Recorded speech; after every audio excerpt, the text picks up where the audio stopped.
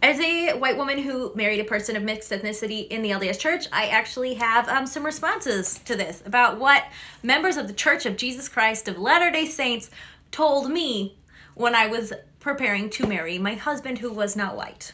Keeping in mind that at the time I was super young and before this incident was not aware of the racism within the LDS Church, the only time that it had been really confronted for me were there are a few things that even as a young child I thought, that seems like a little bit racist.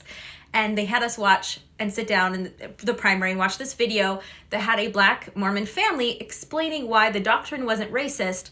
And they explained to us that as white people, it would be really racist of us to assume it was racist because we had these Black people telling us it wasn't. So it was very confusing. Anytime anything came up that sounded a little bit racist within the church, it was basically just well, you're a child and you're too dumb to understand. Obviously, this is not racist. But this experience was the beginning of the end for me because things became abundantly clear that racism wasn't a little problem within the church or some misinterpretations. Things kept adding up.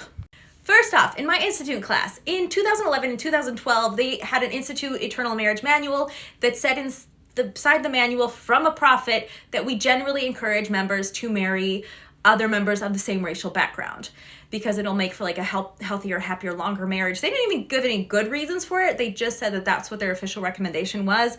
And I was told by other people in the class at the time, because I was wait a minute, I'm in an interracial relationship, and I don't see any problems springing from this. Why would this be a counsel from a prophet of God that was so important? They had to teach it to every member of the church to put it in this Institute manual.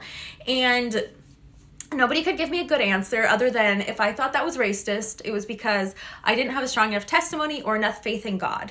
Moving on to things that members of the Church of Jesus Christ, Mormons, told me before I married my husband of a mixed ethnicity.